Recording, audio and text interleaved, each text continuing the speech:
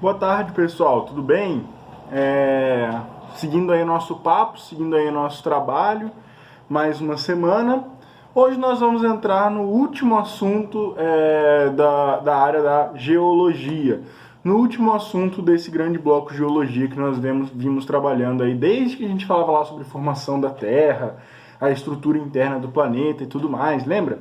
Então hoje a gente vai fechar esse bloco, são 3 aulas nesse bloco, justamente um sobre formação do planeta Terra, um sobre estruturas de relevo e o último agora sobre o relevo brasileiro. Vamos olhar um pouquinho para dentro do território do nosso país, o que nós temos aqui.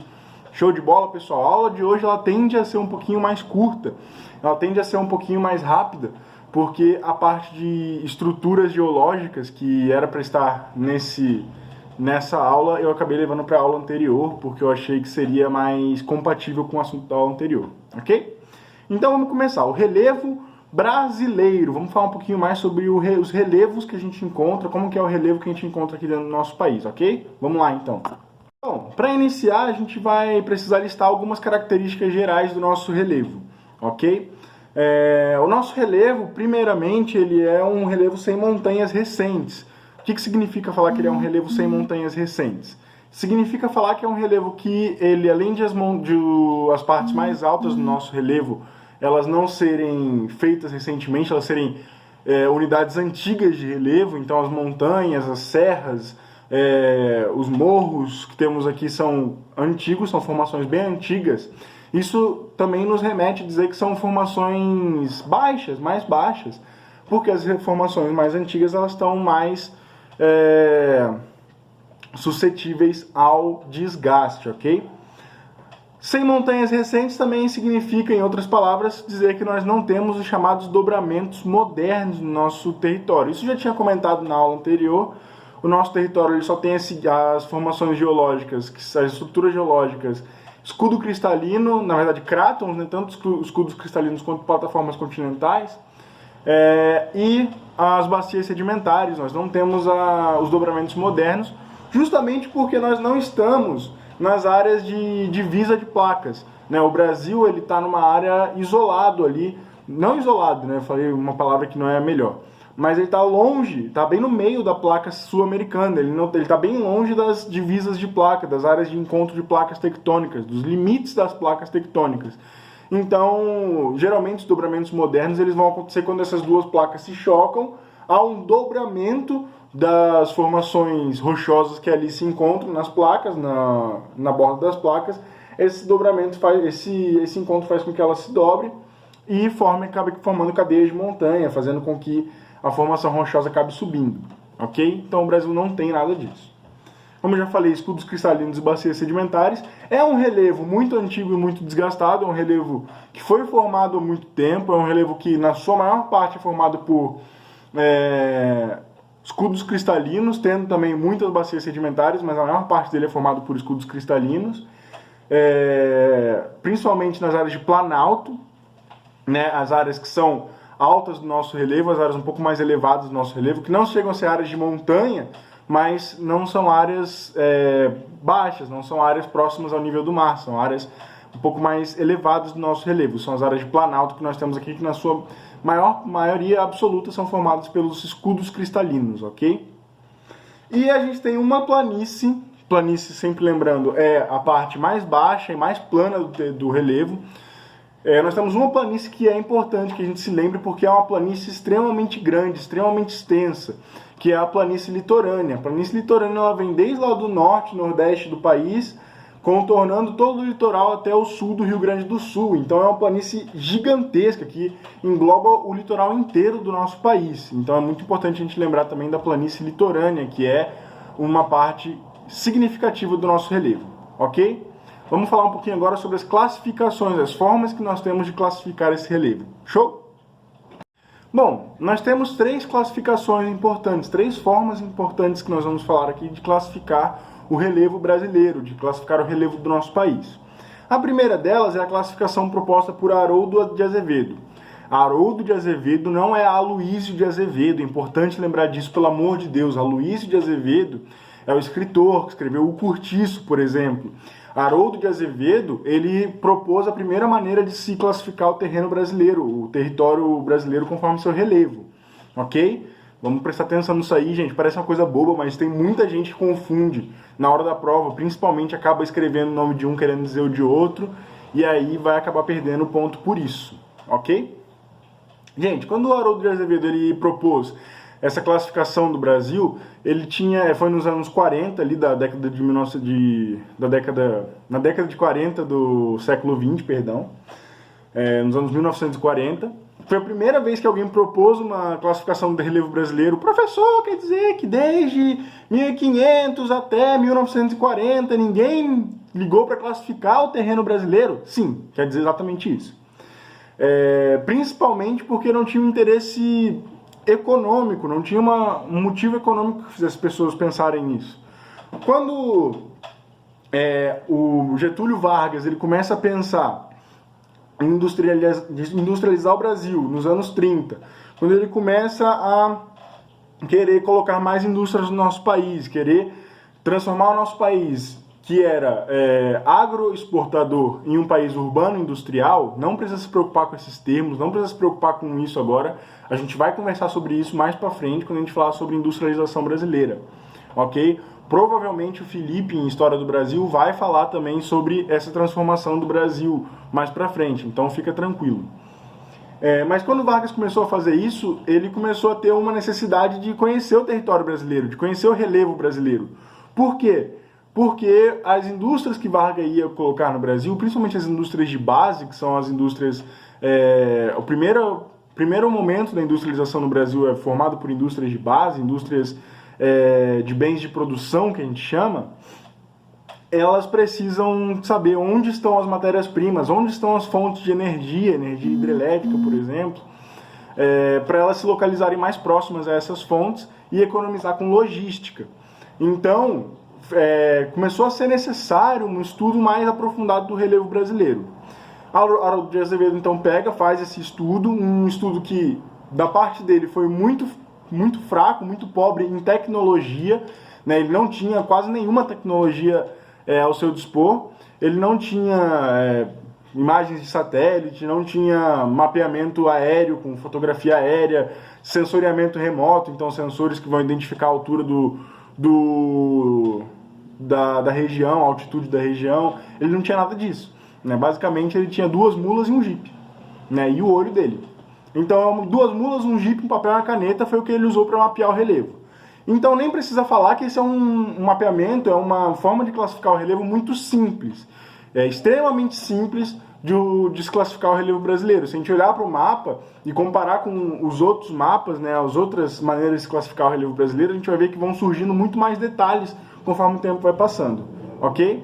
Só para a gente ter uma ideia, Haroldo de Azevedo, na verdade, ele identificou 8 unidades de relevo. Né? O que é cada uma dessas unidades de relevo? Tá vendo aí no mapa? Ó, o Planalto das Guianas, a Planície Amazônica, o Planalto Central, o Planalto Atlântico. Cada um desses é uma unidade de relevo. Ele identificou 8 dessas. E aí, mais pra frente, com estudos mais avançados, a gente vai identificando mais unidades de relevo. Uma coisa importante para se falar. Então quer dizer que o Haroldo tá errado. O que ele estudou estava errado. Não, ele classificou do jeito que ele conseguia classificar na época.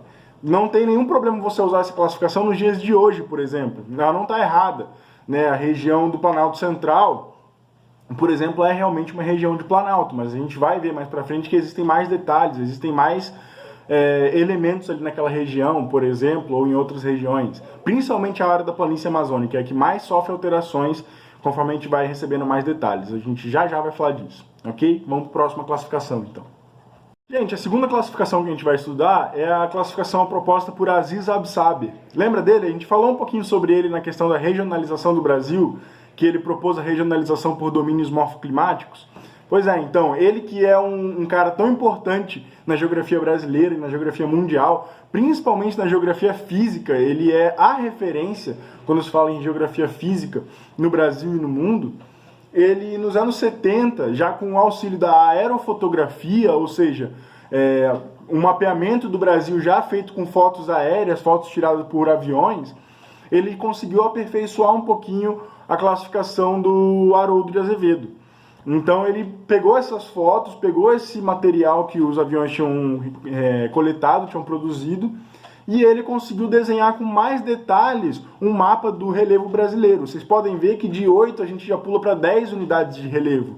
Então o Absaber ele consegue achar 2 unidades a mais do que o Haroldo de Azevedo tinha achado quando ele fez a classificação dele. Mas eu queria dar um destaque aqui, gente, para a gente falar o seguinte: o Haroldo de Azevedo, apenas usando o seu Jeep, apenas usando alguns animais de montaria, mulas no caso mesmo, papel e caneta para ir desenhando e escrevendo sobre relevo, ele teve aí 8 unidades de relevo classificadas. O Aziz Absaber, quando ele usou fotografias tiradas de um avião, ou seja, muito mais sofisticado o meio, ele teve só mais 2 unidades de relevo classificadas. Isso quer dizer que o trabalho do Haroldo, com os meios que ele tinha na época, foi muito bem feito, muito minucioso, foi muito trabalhoso, óbvio, fazer tudo isso.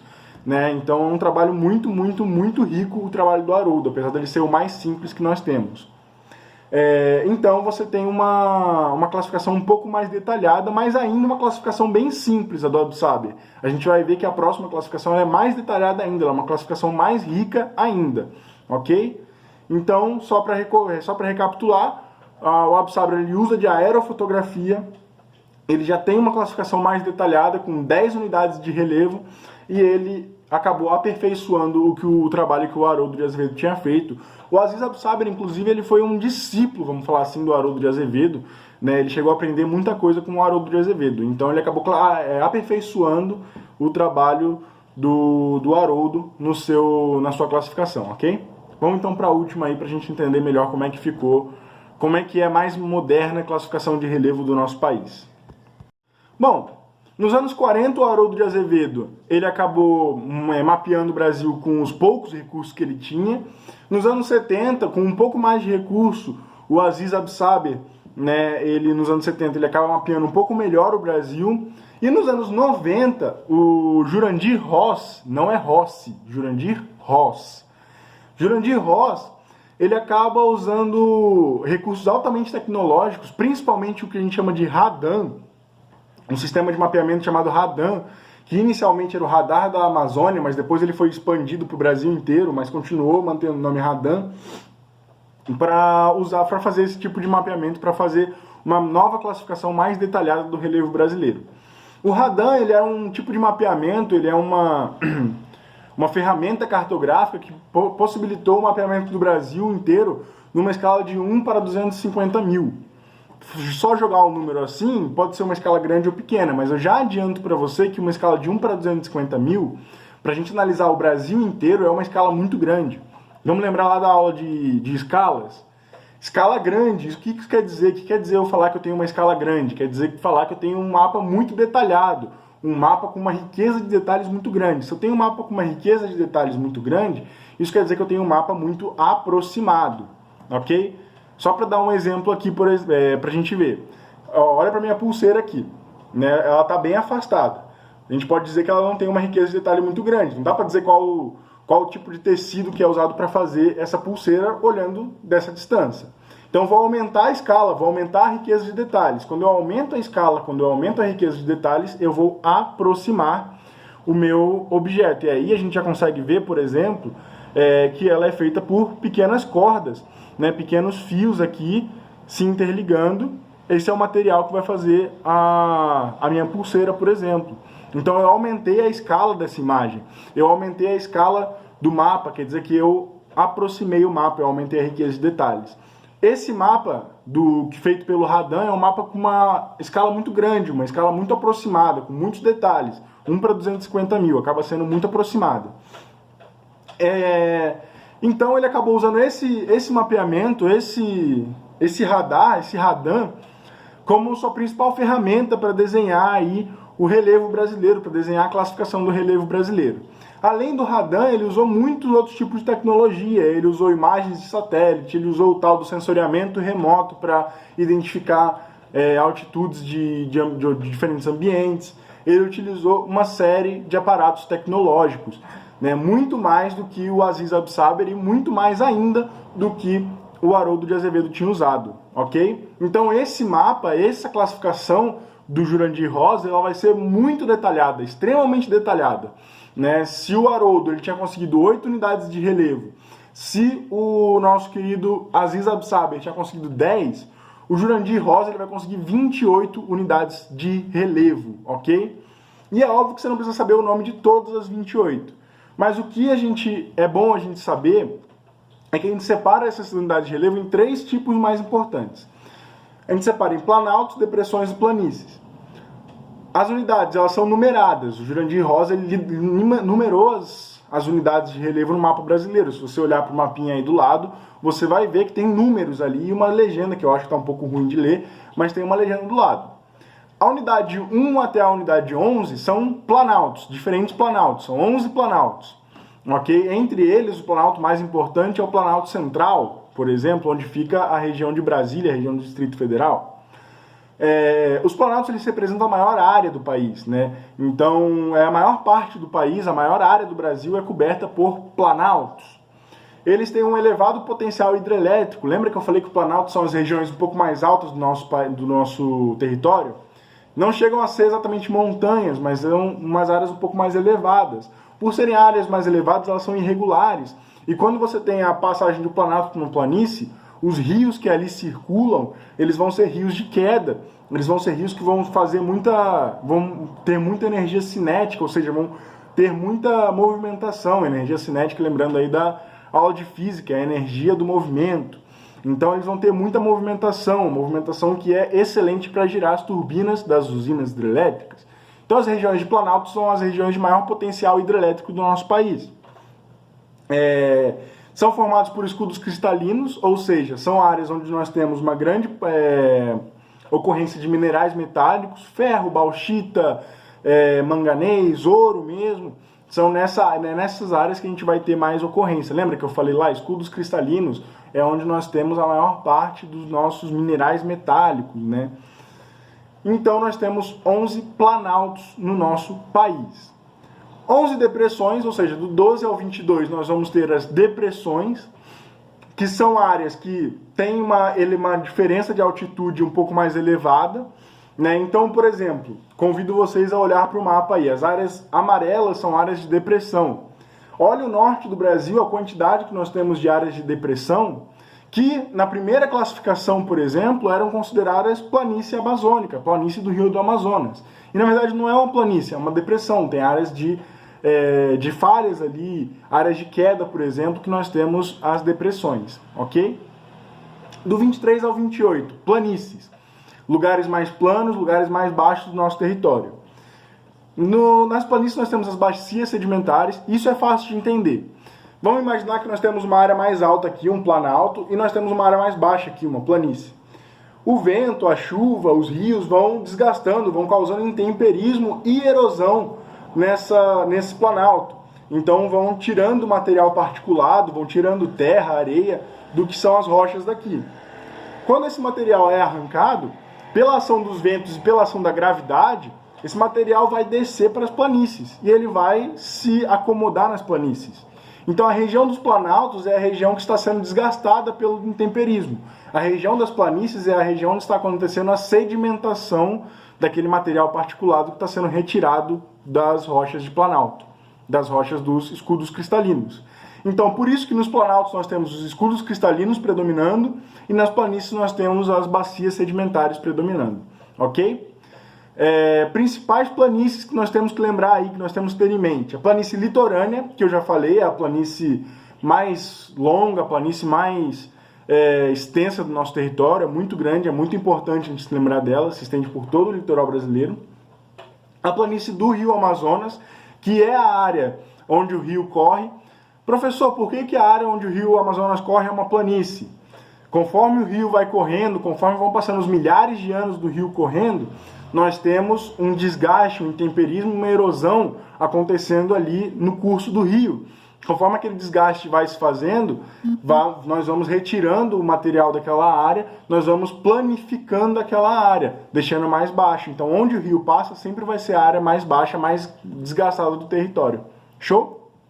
E a planície do Pantanal, que é a planície aí que nós temos, a região do Pantanal, a região com muitos lagos circulares no Pantanal, né? Você vê uma foto de uma área florestada e com muitos lagos circulares, assim, você pode falar que é uma foto do Pantanal, a gente vai entrar mais a fundo nisso mais pra frente. Então, são as 3 planícies que a gente precisa lembrar com mais importância aí para os vestibulares, ok? Só para lembrar, das 3 classificações, nenhuma delas está errada. Elas só acabaram usando diferentes aparatos tecnológicos, diferentes maneiras de se medir o território, de se olhar para o território. Mas nenhuma delas pode ser considerada errada. Elas têm diferentes níveis de detalhamento, ok? Show, então, pessoal. Vamos lá, que eu separei 3 exercíciozinhos para a gente fazer agora, para a gente ficar craque. Show? Vamos lá. Gente, o exercício 1, ele vai dizer assim pra gente, ó. O relevo brasileiro não apresenta elevadas altitudes. Cerca de 92% do espaço natural do país apresenta pequenas altitudes inferiores a 900 metros, acima do nível do mar. Isso ocorre, pois, cara, lugares mais altos chegam a 3.000, 4.000 metros acima do nível do mar. O Brasil, 92% do seu território está abaixo de 900, não tem nem 1.000 metros acima do nível do mar, ok? O território brasileiro não tem nenhum pico acima de 1.500 metros acima do nível do mar. Então isso é importante a gente falar também. O Brasil é um país baixo, de altitudes baixas. Predomina a ação dos agentes endógenos. Não, vamos lembrar lá. Agentes endógenos são aqueles agentes que, na maioria das vezes, eles vão formar relevo novo. Então você tem, por exemplo, as placas tectônicas agindo. Nós temos os dobramentos modernos. Né? Você tem as placas tectônicas, o tectonismo causando soerguimento também da superfície. Você vai ter o vulcanismo como um agente endógeno, vulcanismo que vai expelir aquele material magmático, que vai criar novas montanhas. Então, se o Brasil tivesse principalmente agentes endógenos, nós teríamos um território mais alto, um território com uma altitude um pouco maior. Ok? B. A formação geológica do Brasil é antiga. Essa faz muito sentido. Quanto mais antiga a formação geológica de um lugar mais tempo ela está lá suscetível a intemperismo, suscetível à erosão. Né? Algo que está exposto há 4.000 anos a intemperismo, ao vento batendo, à chuva batendo, aos rios correndo, vai ser muito menos desgastado do que algo que está exposto a 1 bilhão de anos, por exemplo. Né? O que está exposto a 1 bilhão de anos tem muito mais vento que bateu ali, tem muito mais água que correu ali, muito mais chuva que bateu ali e desgastou muito mais. Então nós temos um relevo antigo, nós temos uma formação geológica antiga e por isso o relevo é tão baixo, é tão mais desgastado. Então a B faz muito sentido. Vamos continuar lendo. C. Ocorrem frequentes terremotos que aplanam o relevo. Não, os terremotos eles até podem agir como um fator de degradação de rochas, né? Quando você tem a terra tremendo, com muita violência, você pode ter algumas rochas mais fragilizadas que vão se fragmentar nesse processo. Mas na maioria das vezes o terremoto é o encontro das placas tectônicas que vão acabar fazendo um movimento de orogênese, ou seja, criando aquilo que a gente chama de dobramentos modernos. Então, na verdade, quando a gente fala de ocorrência frequente de terremotos num lugar, a gente vai falar de lugares com um relevo um pouco mais alto, com altitudes um pouco mais elevadas, ok? A atividade humana atuou no sentido de degradar as antigas formas da superfície. Na verdade, a atividade humana até pode agir dessa forma, retirar montanhas e tudo mais. Mas é improvável que a atividade humana faça isso num país inteiro, de retirar montanhas, por exemplo, a atividade humana não consegue retirar um monte do tamanho do Himalaia, do Monte Everest, que faz parte do Himalaia. Não consegue tirar montes como os que a gente encontra na Cordilheira dos Andes. Então a atividade humana ela não conseguiria aplanar tanto assim o relevo, apesar dela ser possível sim de modificar o relevo, de degradar o relevo. Mas o que acontece no Brasil é que o relevo é muito antigo mesmo. Então a gente tem um relevo muito desgastado por fatores naturais. E localiza-se em grande parte em zonas de encontro de placas tectônicas. Não, quando a gente olha para o mapa das placas tectônicas e olha para o mapa do Brasil, o Brasil está bem no meio da placa sul-americana, o Brasil está bem distante de qualquer encontro de placas tectônicas, e por isso a alternativa aí está errada. E também por isso a gente não tem agentes como orogênese, criando novos dobramentos modernos no território brasileiro. Ok? Então temos aí que a resposta correta é a letra B de bola, da número 1. Vamos lá para 2 então, pessoal? Bom, a 2 é uma questãozinha da PUC do Rio Grande do Sul, que diz o seguinte: muitas catástrofes naturais abalam a humanidade, como terremotos, vulcanismo, maremotos. No Brasil, a ausência desses fenômenos é explicada pela... Na verdade, ele não está falando exatamente sobre o relevo, mas ele está falando sobre agentes que podem formar o relevo, por isso que eu quis trazer essa questão. Ela fala mais uma vez da localização do Brasil em relação às placas tectônicas. Por isso que eu estou trazendo essas questões, gente, para a gente entender que é muito importante a gente saber que o Brasil está no meio de uma placa, está distante dos encontros de placa, está distante de lugares que têm esses agentes endógenos aí muito presentes, como por exemplo o tectonismo quando a gente fala de terremotos, em choques sísmicos. Beleza? Então vamos lá. A existência de terrenos cristalinos antigos localizados no limite de placas tectônicas. Primeiro que no limite de placas tectônicas o que nós temos geralmente são os dobramentos modernos, não escudos cristalinos. E segundo que o Brasil está muito longe do encontro de placas tectônicas, do limite da sua placa tectônica, então a A já está descartada aí. B. Ausência de rochas vulcânicas basálticas, indispensáveis na ocorrência de vulcões. Gente, a gente tem rochas vulcânicas sim aqui no Brasil, né? A gente tem lugares com rochas vulcânicas, principalmente lugares que tiveram já atividade vulcânica, e também rochas metamórficas que eram vulcânicas e sofreram alguma mudança na sua composição ao longo do tempo. Só que vamos pensar de maneira lógica. Para eu ter um vulcão acontecendo, eu preciso que já existam rochas vulcânicas no local? Não. Para eu ter rochas vulcânicas no local, eu preciso que já tenha existido uma erupção vulcânica. Sim, porque as rochas vulcânicas elas vêm do vulcão e não o vulcão das rochas. Faz sentido isso? Espero que faça. Se não fizer, mandem mensagem. Se ficarem com dúvida, por favor, mandem mensagem. Mas espero que faça sentido. Para que eu tenha rochas vulcânicas solidificadas de fora, precisa que esse material magmático tenha vazado de dentro primeiro. Só que para esse material vazar, eu não preciso já ter rochas vulcânicas fora. Isso não faz o menor sentido.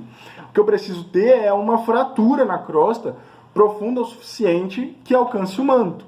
Isso pode se dar em áreas de encontro de placas tectônicas. Vamos pensar que aqui entre uma placa e outra eu posso ter um vão, né, de onde vaza o magma, ou no meio de uma placa se eu tiver uma fratura grande o suficiente, profunda o suficiente que chegue no magma. Né? Mas a presença de vulcões não está condicionada à presença de rochas vulcânicas, rochas magmáticas, ok? Então a B também não. C. Localização distante das dorsais oceânicas das bordas das placas tectônicas. Professor, o que são dorsais oceânicas? Dorsais oceânicas são gigantescas cadeias de montanhas gigantescas, absurdamente gigantescas, que a gente não vê e não dá muita importância geralmente porque elas estão submersas no fundo dos oceanos. E as dorsais oceânicas que a gente tem muito importantes, elas são entre a América do Sul e a África, no choque de placas que nós temos ali. Então, sim, o Brasil, por estar distante dos choques de placa, inclusive o choque das placas que causa as dorsais oceânicas entre a América do Sul e a África, o Brasil é um país privilegiado nesse sentido, que está bem no centro da placa. Por ele estar longe desse encontro, ele acaba não experimentando eventos como maremotos ou terremotos ou até mesmo o vulcanismo, que é muito mais comum em áreas onde nós temos encontro de placas, apesar de poder acontecer no meio da placa, no centro da placa. Ok? Então a C vai ser a nossa correta aí, mas vamos continuar lendo. A D fala o seguinte: grande massa continental que evita o escape do magma, mesmo estando em áreas de subducção. Não! Primeiro, que a massa continental do Brasil, que o Brasil tem ou não tem muito sentido. Isso é só questão de quanto dessa placa está para fora do oceano, quanto está para dentro do oceano. Então não vai fazer tanta diferença. A área de subducção vai ser a área de encontro de placas, onde uma placa tectônica vai acabar entrando para baixo da outra, vai acabar sendo sugada para baixo da outra, e com isso sugada pelo magma, né, pela região do nosso manto, enquanto a outra placa vai acabar subindo, vai acabar criando novas montanhas, né, uma sobe, a outra desce, isso vai ser a subducção, a parte que desce. Então o Brasil está longe dessas áreas de encontro de placas, e o Brasil, então não vai ser esse o motivo que vai fazer a gente não experimentar esses desastres naturais. E localização na placa sul-americana, que não se movimenta desde a era mesozoica. Isso é uma mentira, na verdade, né? Isso não tá certo, porque todas as placas tectônicas elas fazem seus movimentos, nenhuma das placas ela parou de se movimentar conforme o tempo foi passando, então a placa sul-americana continua se movimentando. Qual que é o intuito desse item? Você lê que o Brasil está na placa sul-americana e ficar em dúvida. Fala, nossa, o Brasil realmente está na placa sul-americana, será que ela se movimenta ou não? Tenha em mente, as placas tectônicas elas continuam se movimentando constantemente. Né? Se ela parasse de se movimentar, por exemplo, nós não teríamos terremotos constantes no Chile, por exemplo, que é o choque das placas fazendo com que nós tenhamos o surgimento da Cordilheira dos Andes e uma frequência muito grande de terremotos na parte ocidental, na parte oeste do nosso continente. Então aí também está errada, nós temos aí que a letra certa é a letra C. Show? Então vamos lá para o último exercício para a gente fechar a aula de hoje, pessoal. O terceiro exercício que eu trouxe aqui pra gente, e último, ele é da Federal de Goiás, o FGO, e ele vai falar o seguinte pra gente, vamos lá. Devido à sua estrutura rochosa muito antiga, ao longo trabalho dos agentes erosivos e à ocorrência no Brasil de climas quentes e úmidos, o relevo brasileiro caracteriza-se pela predominância de, ou seja, ele quer falar, quer que a gente fale com o que predomina no relevo brasileiro. Olhando aqui o que as alternativas nos dão, elas falam sobre planície, planaltos, serras, planaltos. A gente já sabe que é planalto que predomina no relevo brasileiro, porque a gente falou sobre isso em sala de aula. Em sala de aula não, né? No EAD aqui, na aula de hoje. Então vamos lá. A, planícies. Já podemos descartar. B, planaltos. Vamos lá. Com médias altimétricas inferiores a 1.000 metros. Tá certo? Lembra que o outro exercício falou que o Brasil, mais de 90% do território brasileiro está abaixo de 900 metros? Então tá certo essa parte também. E presença de formas arredondadas. E aí eu queria entrar e falar um pouquinho sobre isso. Vamos pensar num relevo recém-feito, um relevo novo, jovem. Né? Quando aquela estrutura rochosa sai, né, ela é erguida para altas altitudes maiores, ela sai sem estar esculpida, vamos falar assim, ela sai toda pontiaguda, toda disforme. Conforme o vento, a água, a chuva vão batendo ali, elas vão esculpindo, elas vão dando forma àquela estrutura rochosa. E elas vão esculpindo de forma uniforme, de forma tudo junto ali. Toda a superfície da rocha vai sendo esculpida ao mesmo tempo. Isso significa que ao longo dos milhões de anos, aquela rocha ela vai ficando cada vez mais arredondada. Ou seja, um relevo mais jovem, ele tende a ter formas mais pontiagudas de suas rochas, né? Formas rochosas mais pontiagudas. Um relevo mais antigo, mais desgastado, ele tende a ter formas mais arredondadas, né, nas suas rochas. Então a B faz muito sentido. A predominância do Brasil é em planaltos, com médias altimétricas inferiores a 1.000 metros. O Brasil tem um relevo baixo e presença de formas arredondadas, porque é um relevo antigo muito desgastado, muito esculpido já pelos agentes externos. Ok? Então, quanto mais os agentes externos trabalham nessas rochas, nesse relevo, mais arredondadas serão as formas dessas rochas. Show? Então, vamos lá. C, montanhas. Não, o que predomina no Brasil não são montanhas, são os planaltos mesmo. Então, a gente já pode passar para a próxima. D, serras. Bom, se não predominam montanhas, como pode predominar serras? Que serras são um conjunto de montanhas. Então, também não, a D. E, planaltos, com médias altimétricas inferiores a 300 metros e ausência de falhamentos. Aí também exagerou. As médias altimétricas elas não são inferiores a 300 metros, elas são inferiores a 1.000 metros. Né? 1.000 metros é muito já, mas 300 metros é muito pouco. E a ausência de falhamentos? Não, tem bastante falhamentos, tem bastante formas que não são planas, por exemplo, no nosso país. Mas elas são formas bem desgastadas, formas arredondadas. Então nós temos que a resposta da questão 3 é a letra B de bola, ok? Bom, pessoal, mais uma vez aí nós terminamos mais uma aula, terminamos agora o assunto geologia. Provavelmente no nosso próximo plantão juntos eu vou abordar um pouco de maneira resumida esse assunto para a gente fechar de vez. E aí nós nos vemos na próxima semana para começar um novo assunto. Show? Forte abraço a todos vocês, fiquem em casa quem puder, quem conseguir, cuidem das suas saúdes, cuidem daquelas pessoas que estão próximas de você, mas sempre à distância, sempre que possível, ok? Forte abraço, tudo de bom e bons estudos para todos. Tchau!